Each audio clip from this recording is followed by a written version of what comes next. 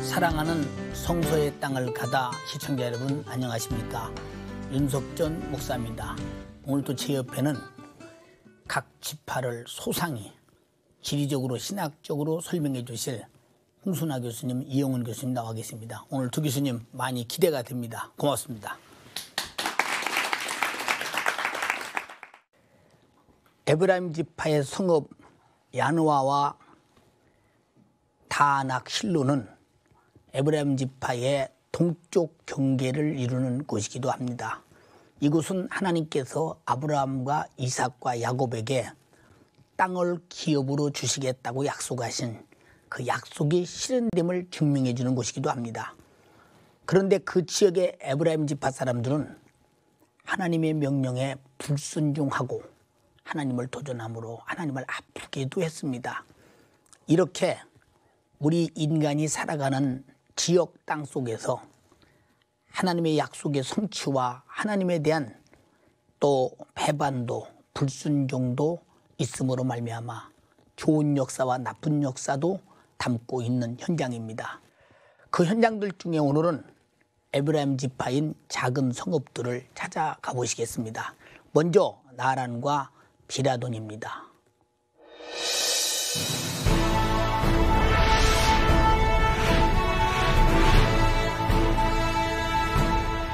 에브라임 지파의 성읍 나아란에 가기 위해 그 부근의 여리고를 잠시 방문했다. 그곳에는 여호수아의 여리고성 정복 역사가 담긴 여리고성 발굴이 활발히 진행 중이다. 그곳에서 얼마 안 되는 거리엔 에브라임 지파의 성읍 나아란이 있다. 이스라엘 민족은 요단강 지역의 비옥한 평야인 이곳 나아란을 지나 여리고로 진군해 갔다. 이 부근 에브라임 산악지대엔 아말렉 사람들의 산지였던 비라돈이 있는데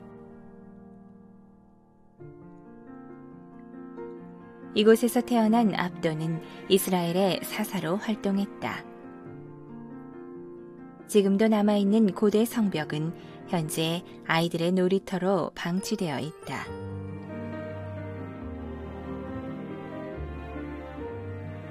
그러나 이 땅에서 에브라임 지파의 사람들은 하나님이 허락하신 삶을 펼쳐나갔다. 지금 우리는 에브라임 지파의 성읍 나아란과 비라돈을 보셨습니다. 홍 교수님, 우리가 나아란 하면 거의 성도들이 생소한 장소 아닙니까? 어떤 성읍인지 말씀해 주시겠어요? 예, 그 나아란은 성경에 두 가지 이름으로 나와 있습니다. 나아라, 나아란 이렇게 두 가지 이름으로 나와 있는데 똑같은 곳입니다. 이스라엘 지도를 보면서 또다시 익숙해져야만 성질을 이해할 수 있기 때문에 설명을 드리겠습니다. 예. 이스라엘은 이제 먼저 서쪽에 유명한 지중해가 있습니다. 그리고 지중해 옆에 붙어있는 이 지역을 평야가 있어서 해안 평야지대라 그럽니다. 그리고 가운데를 그 중앙산악지대라고 이야기합니다. 예. 그리고 이 아래쪽은 보통 유다 산악지대라고 이야기하고요. 또 이 북쪽은 그 에브라임 산악지대라고 이렇게 이야기하기도 합니다. 그리고 이제 동쪽으로 더 오면 해수면보다 더 낮은 지역에 있는 요단 지구대가 지나가게 됩니다. 그리고 이제 나아란은 여리고 북쪽에 한 9km 정도에 있습니다. 이곳이 중요한 이유는 우리가 처음에 보셨지만 에브라임 지파의 남쪽 경계선이 이 나아란이기 때문입니다. 이곳은 그 여리고에서 조금 더 올라가면 한 9km 정도 올라가면 텔 엘 지스르라고 이스라엘 사람들이 살기 전부터 그 아랍 사람들이 그렇게 아랍어로 불렀습니다. 엘 지스르 언덕. 그래서 여기가 이 지역에서는 그 사람들이 살던 성읍이었기 때문에 이스라엘 사람들이 이곳을 나아란으로 보고 있습니다.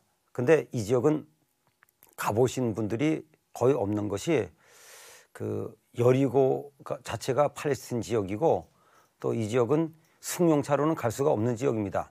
그 사륜구동 자동차를 이용해서 그 사람이 거의 살지 않는 지역에 있기 때문에 가기 어려운데 이 지역 갔다가 저는 좀 피곤한데 그 큰 선물을 받았습니다. 예. 화면에서도 보여드렸지만 그 우기 때 갔는데 갑자기 그 여리고 쪽으로 무지개가 크게 떠가지고 제가 그 여리고 쪽에 뜬 무지개를 본 그런 그 감격이 있는 그러한 장소입니다. 어쨌건 이 성읍이 중요한 이유는 그 에브라임 지파의 남쪽 경계선이었다. 그것 때문에 이곳이 성경에서 그 중요한 성읍으로 인정되고 있습니다. 그럼 비라도는 어디에 위치하고 있는지 설명해 주시겠어요? 네, 그 비라돌이라고 하는 곳도 별로 그 잘 알려져 있지는 않지만 예. 이것도 이제 이스라엘 땅 중에서 그 특별히 그 산지에 있는데 이것도 지도를 보면서 설명을 드리겠습니다. 예. 그 세겜으로부터 말씀을 드리겠습니다. 세겜은 그리심산 에발산이 있는 중요한 지역입니다. 그래서 그 이스라엘 역사상 세겜은 굉장히 중요한 지역인데 이곳에서 약 10km 정도 내려오면 이 산악지대에 화라타라고 하는 아랍인 마을이 있습니다. 이곳을 그 비라돈으로 보고 있습니다. 근데 이곳에 가보면 그 성경 시대의 그 성벽 또 유물들이 남아 있는데 또 이것도 역시 찾아가긴 굉장히 어려운 지역입니다. 왜냐하면 그 고고학자들이나 특별히 전공한 분들 외에는 관심이 없지만 이곳을 찾아간 이유는 에브라임 지파가 살던 성읍이기 때문에 또 어쨌건 저는 그렇게 생각합니다. 그 우리 기준으로 쉽게 중요하다, 중요하지 않다라고 얘기하기가 어려운 것은 성경에 이름이 나온 또 이스라엘 사람들이 살던 성읍 하나하나가 다 하나님이 허락하신 땅이기 때문에 중요한 장소이기 때문에 이 비라돈을 가봤습니다. 이스라엘 민족 하면은 우리가 아말렉과의 관계를 빼놓을 수 없는데 아말렉은 어디서 파생된 그 민족이며 이스라엘과는 어떤 관계인지 우리 이영원 교수님 설명해 주시겠어요? 네, 이스라엘 12지파들의 아버지라고 할 수 있는 야곱과 그의 쌍둥이 형 에서가 있는데 예. 그 에서의 후손 가운데 한 사람이 이 아말렉을 낳습니다. 에서의 아들 엘리바스가 그의 첩 딥나하고의 관계 속에서 아말렉을 낳습니다. 그런데 이 에서의 후손이라서 그런지 몰라도 이 쌍둥이 형제인 야곱의 후손들과 상당히 적대 관계에서 계속 살아갔고 늘 피해의식 가운데 살아갔습니다. 그래서 역사를 보면 여러 전쟁들이 나타나는데 애굽에서 해방을 위해서 나왔던 출애굽한 이스라엘 백성들이 광야를 며칠 지나면서 시내산에 도착할 때까지 그들이 지쳐서 걷고 있는데 그 맨 뒤에 그 낙오대에 있는 이스라엘 백성들을 뒤에서 계속 잡아가고 해치었던 사람들이 이 아말렉 족속이다 그렇게 나와 있고요. 그 다음에 그 출애굽기 17장에 보면 그 르비딤에서 여호수아가 이끄는 군대가 싸웠던 적이 아말렉입니다. 그래서 모세가 언덕 위에서 손을 들어 하나님 앞에 기도하면 손을 들고 있는 동안은 이스라엘이 이기고 지쳐서 손이 내려오면 이스라엘이 지고 했던 그 전투가 아말렉과의 전투입니다. 그 다음에 사사시대에는 에훗과 기드온이 이스라엘과 싸웠고 사울 다윗 때도 여전히 아말렉 그 족속들하고 전투를 했던 그러한 기록들이 나와 있습니다. 교수님, 그 하나님께서는 아말렉의 이 족속을 아주 멸족시키기로 성경을 통해 보면 아주 작정하셨는데 하나님 뜻대로 멸족이 됐는지 안 됐는지 궁금하거든요. 네, 몇 번에 걸친 아말렉과 이스라엘과의 전투 속에서 그 기록들을 찾기가 그게 대한 명확한 답을 찾기가 참 어려운데요. 다윗 시대 블레셋의 왕이었던 아기스의 도움으로 다윗이 시글락에 있을 때 아말렉이 쳐들어와서 다윗이 물리칩니다. 그 다음에 한동안 다윗이 시글락을 떠나 어디에 딴 곳에 있으니까 또 쳐들어와서 그때는 이 아말렉이 좀 승리를 하게 되고 다윗의 아내 아비가일하고 또 아히노암이 포로로 잡혀갑니다. 그래서 다윗이 또 복수하러 가서 400명만 남긴 아말렉이 낙타타고 도망갔다, 그런 기록도 나오는데, 히스기야 시대에는 시므온 지파가 또 아말렉 족속을 쫓아냈다, 그러한 기록도 있고요. 근데 가장 그 구약학자들이 지금 생각하고 있는 아말렉 족속들이 가장 많이 멸절한 그러한 사건을 암시하는 것이 그 에스더서가 아닌가, 그렇게 봅니다. 페르시아 시대 때 이스라엘 백성들, 유다 족속들을 멸망시키려고 생각했던 이 하만이라는 사람이 있는데, 그 하만이 아각 사람이라고 되어 있습니다.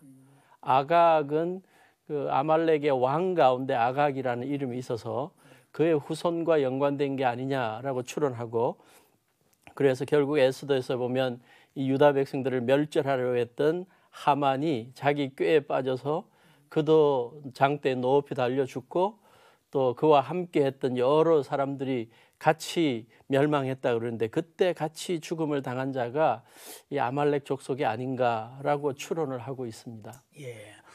그러면 그곳에서 그 사사로 서 있던 압도는 어떤 인물인지 좀 설명해 주시겠어요? 예, 사사기 12장에 그 압돈에 대해서 나옵니다. 비라돈 사람이었다. 예.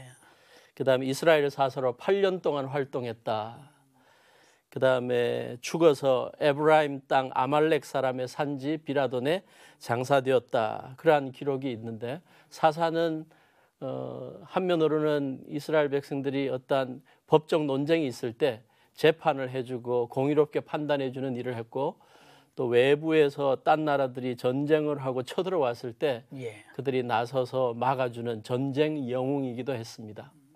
다음은 에브라임 지파의 또 다른 성읍 야누아와 다낙 실로로 가보시겠습니다.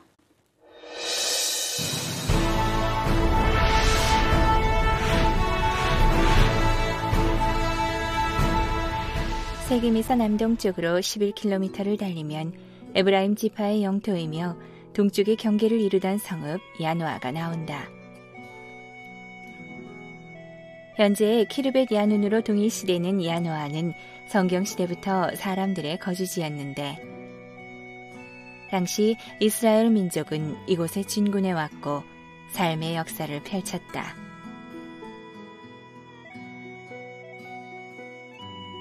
야누아에서 약 3km 거리엔 에브라임의 북동 경계였던 다하나 실로가 있다.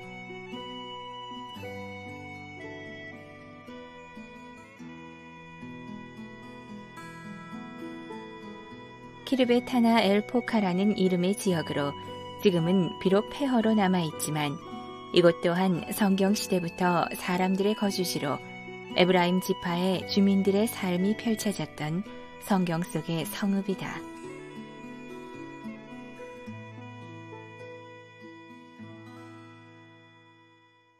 우리는 지금 화면을 통해서 야누아와 다낙 실로를 보셨습니다. 우리가 너무 생소한 지역이기 때문에 자세히 설명을 들으면서 이해되길 원합니다. 홍 교수님, 어느 지역인지요? 지도를 한번 보시겠습니다. 그 세겜을 다시 한번 보시겠습니다. 세겜은 이스라엘 역사에서 그 중요한 위치였던 것을 우리가 이미 알고 있습니다. 그리심산 에발산이 있던 이 지역에선 제일 중요한 지역이었던 이 세겜이 있는데, 이 세겜 남쪽 부위부터 그 에브라임 지파가 분배를 받았는데, 성경에 보면 그 경계선에 바로 야노아와 다낙 실로가 있다 그랬습니다. 먼저 야노아부터 말씀을 드리겠습니다. 이 야노아는 그 조그마한 성읍이었었는데, 이 지역을 고고학자들이 어떻게 추정했냐면, 참 감사하게도 그곳 언어로는 야눈이라고 하는 마을 이름이 남아 있습니다. 또 그리고 바로 옆에 그 옛날 사람들이 살던 유적을 아랍어로는 키르벳 야눈이라고 합니다. 그러니까 야눈 유적지가 남아 있습니다. 그래서 이곳이 바로 그 성경에서 이야기하는 야누아구나, 이렇게 알게 되었습니다. 여기서 동쪽으로 약 3km 정도 가면은 다낙 실로로 추정하는 지역이 있습니다. 이 지역에 가서 자세히 살펴봤더니 이 요단 계곡에서부터 올라가는 그 계곡들이 계속되고 그 계곡 사이에 있는 아늑한 곳에 있습니다. 특별히 이 다낙 실로를 가보면 이곳에서부터 이 요단 계곡까지 계곡이 이어지는 것을 볼 수 있습니다. 요단강에서 계산하면은 한 15km 서쪽으로 가서 이 지역의 다낙 실로로 추정하고 있는 곳이 있습니다. 물론 이곳에 가면은 전 그랬어요. 내가 여기를 왜 왔나? 굉장히 그 가기 어려운 곳입니다. 그 세겜도 가기 어려운 지역인데 세겜 직전에 오른쪽 골짜기로부터 물론 이제 사륜구동을 타고야 들어갈 수 있는 지역인데 그곳을 왜 갔나 저도 처음엔 회의를 느꼈지만 어쨌건 이곳이 하나님께서 축복하신 그 에브라임 지파에게 주셨던 성읍이었구나. 이곳에서 성경시대의 사람들이 하나님이 주시는 복을 누리면서 살았구나. 이 의미를 생각하니까 그곳으로 찾아간 그 보람을 그제서야 느낄 수 있었습니다. 오늘 아마 우리 홍 교수님의 설명을 들으면서 에브라임 지파의 두 곳을 잘 이해했으리라고 생각이 됩니다. 그 야노와 다낙 실로 이 두 곳에서 그 성경 속에 그 사건이 관련된 것이 있다면 무엇이 있는지 영원 교수님 말씀해 주시겠어요? 네, 그 구약 성경에 보니까 여호수아서 16장에 이 두 곳이 언급이 됩니다. 예. 그래서 다른 지역처럼 그렇게 중요한 지역은 아니지만 여호수아를 비롯한 이스라엘 백성들이 가나안 땅을 차지하고 각 지파별로 제비를 뽑아서 나누어 가질 때 에브라임 지파에 속하는 지역이고 특히 동쪽 경계를 보여주는 성읍 가운데 포함되는 지역으로 분명히 명시되고 있습니다. 그래서 이 지역은 하나님께서 아브라함, 이삭, 야곱 또 모세를 통해서 주신 그 땅을 주시겠다는 약속이 그 조그만 성읍까지도 다 이렇게 포함되어서 그대로 다 이루어졌다는 것을 보여주는 증거하는 예가 되기 때문에 참 의미가 있다고 보고요. 예. 그다음에 여호수아서 16장이 그거로 끝나지 않고 거기에 사는 그 에브라임 지파들이 백성들이 하나님의 말씀대로 안 살았다라는 것까지도 또 언급합니다. 그래서 그 지역에 있는 가나안 사람들 다 쫓아내라고 그랬는데 그 에브라임 지파들 가운데 그 지역에 사는 야노와 다나실로에 사는 사람들이 그 가나안 사람을 쫓아내지 않아서 그들의 종으로 삼았다. 그런데 또 암시되는 바는 결국 그들이 믿고 있는 바알을 이스라엘 백성들이 섬기게 되어서 가나안 땅에서 그들이 우상 숭배에 빠지게 되었다 하는 사실을 알려주는데 증거가 되는 지역이 되고 있습니다. 그래서 이 조그만 지역들도 하나님의 그 백성들을 향한 약속에 충실하신 성실하신 분임을 보여주고 하나님의 백성들이 가끔 하나님 앞에 얼마나 불성실하고 불순종하고 살았는지를 증거하는 그러한 지역으로 남아 있습니다. 참 우리가 이렇게 방송을 하면서도 그 지역에서 일어난 사건들을 우리가 재고해 보면서 참 하나님의 뜻을 벗어나는 어떤 행위도 하나님은 용납지 아니하시고 가차없이 격리하는 모습을 보게 됩니다. 오늘 또 그 하나님은 살아계셔서 우리를 바라보시면서 우리에게도 하나님께서 참으로 원하시는 뜻대로 산다면 복이 있을 것이고 그대로 살지 못한다면 결국은 복의 반대인 저주가 오지 않겠나 생각하면서 많은 두려움 속에 생각을 다시 한번 점해보기도 합니다. 이 두 성읍들 속에서 알 수 있듯이 이 에브라임 지파에 흥망성쇠가 있다면 무엇인지 좀 홍 교수님 정리해 주시겠어요?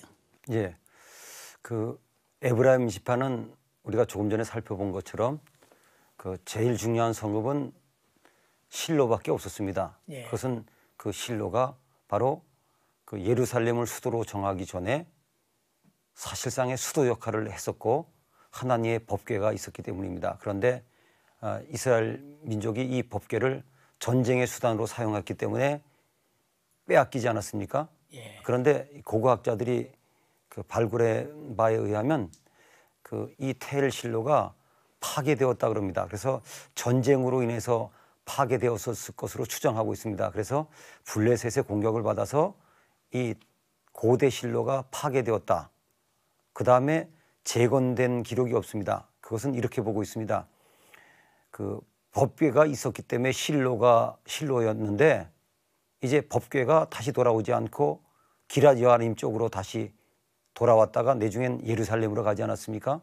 이때부터 에브라임 지파는 쇠퇴의 길을 걷기 시작했습니다. 그리고 우리가 아시는 대로 예루살렘은 그 베냐민 지파의 땅이기도 하지만 결국 유다 지파의 땅이 되었는데 그 이스라엘의 중심이 한 국가의 중심이 실로 에브라임 지파에서부터 결국 유다 지파로 예루살렘으로 또 북쪽에서부터 남쪽으로 내려간 그야말로 권력의 이동, 하나님 주신 복의 이동을 이 에브라임 지파를 보면서 느끼면서 정말 그 하나님 주신 복을 그 복궤를 소중하게 간직하지 못하니까 그 복을 예루살렘에게 빼앗긴 것 아닌가, 다른 지파에게 빼앗겼다. 이것을 에브라임 지파를 보면서 느끼면서 많은 감동과 깨달음이 있었습니다.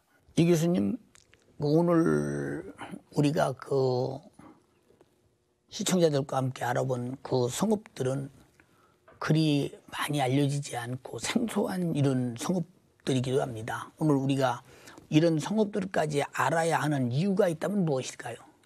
네, 무엇보다 먼저 하나님께서 족장들을 통해 약속해 주신 그 약속이 이스라엘 백성들의 역사적인 현장 속에 그대로 실현되었다는 것을 증명해 주는 좋은 그런 예라고 보고요.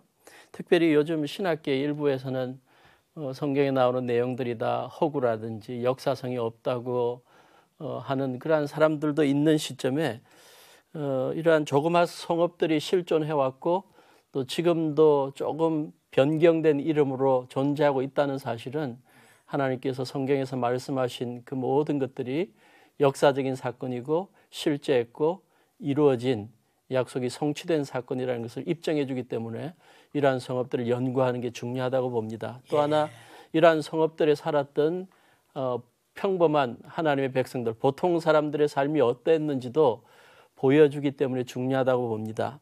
그래서 그들이 하나님 말씀대로 살았는지 아니면 가나안 민족을 물리치라 그랬는데 물리치지 않아서 결국 우상 숭배가 팽배해지고 하나님 앞에 저주를 받게 되고 어려움을 당하게 되었는지 그러한 것들을 보여주는 구체적인 지역들이기 때문에 이러한 아주 조그만 지역들도 우리가 살펴보는 것이 참 의미가 깊다고 봅니다. 예, 오늘 이렇게 교수님들 말씀 들으면서 하찮은 적은 성읍이지만 하나님이 개입하시고 역사하신 그런 장소는 역시 하나님의 뜻이 절대적이었다는 것을 느끼면서 참 우리는 어떤 성지가 됐든지 하나님이 역사하신 곳은 하나님이 움직인 장소이기 때문에 소중하다 하는 걸 느끼면서 다시 한번 많은 교훈을 얻게 됩니다. 오늘 또 우리 방청객들의 질문을 받으면서 또 새로운 은혜의 시간을 갖겠습니다. 방청객의 질문을 받겠습니다. 홍 교수님께 여쭈어보겠습니다. 성경에 나왔던 민족들은 지금 어떻게 되었나요? 예, 성경을 보면 감동을 받는 것 중에 하나가 이스라엘 같은 민족은 지금도 그 시련 속에서 살아남았지만 블레셋 같은 민족은 이름만 남아있지 블레셋 족속은 없습니다. 예를 들면 암몬 모압 족속 같은 사람도 아직까지 그 후손이라고 하는 사람들은 만나보지 못했기 때문에 멸종되지 않았는가 그런 생각을 해봅니다. 이 교수님께 여쭤보겠습니다. 구약 성경에 소개되어 있는 사사들 중에 가장 흠이 없는 사사들은 누구인지 알고 싶습니다. 네, 사사기를 읽어보면 그 사사들의 그 역사가 지나면 지날수록 그 사사들이 조금 그 다른 좀 부정적인 일들을 했던 것을 보게 됩니다. 그래서 기드온 같은 경우는 300명의 용사로 승리해놓고 나중에는 백성들에게 금 귀걸이 다 내어놓으라 그래가지고 에봇을 만든 그러한 일이 있고, 그다음에 우리가 살펴본 것처럼 그 압돈, 야일, 입산 이러한 사람들은 아이들 많이 낳고 낙이 준 그러한 기록이 나오고, 삼손 같은 경우는 여인에게 빠져서 성적인 쾌락에 빠진 그러한 것이 나옵니다. 그래서 흠이 없는 사사들이 훌륭한 사사들인데 처음에 나온 그 남자 사사 가운데는 온니엘, 또 에훗, 삼갈, 돌라 이런 사람이 백성들을 태평하게 만들고 또 올바로 공의로운 정치를 했던 그러한 사람으로 나오고, 여사사 가운데 흠이 없는 사사는 드보라 사사로 소개되고 있습니다. 오늘 두 교수님 그저 지리적, 신학적 그리고 충분히 복음적인 이해, 오늘에게 참 아주 좋은 교훈이 됐습니다. 항상 은혜로운 말씀 감사합니다. 오늘도 고마웠습니다.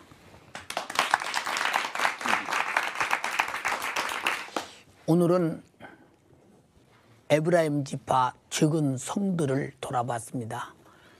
우리가 생소합니다. 그러나 하나님께서 주시겠다고 약속한 그 약속을 이루어 주시는 하나님의 뜻을 우리는 발견하면서, 하나님의 약속은 누구의 것이냐? 오늘날 설교를 들을 때나 성경을 읽을 때나 바로 하나님의 모든 말씀을 내게 주시는 약속입니다. 내가 약속을 받는 당사자로서 약속의 축복이 이루어질 만큼 하나님과 당사자의 관계가 꼭 이루어지기를 기대합니다. 그러므로 이번에 에브라임 지파를 통해서 주시는 귀한 우리에게 의미는 하나님의 뜻대로 살자. 첫째도 둘째도 셋째도 바로 그것이었습니다. 오늘도 하나님의 뜻이 여러분에게 축복으로 이루어지는 날이 되길 바랍니다. 감사합니다.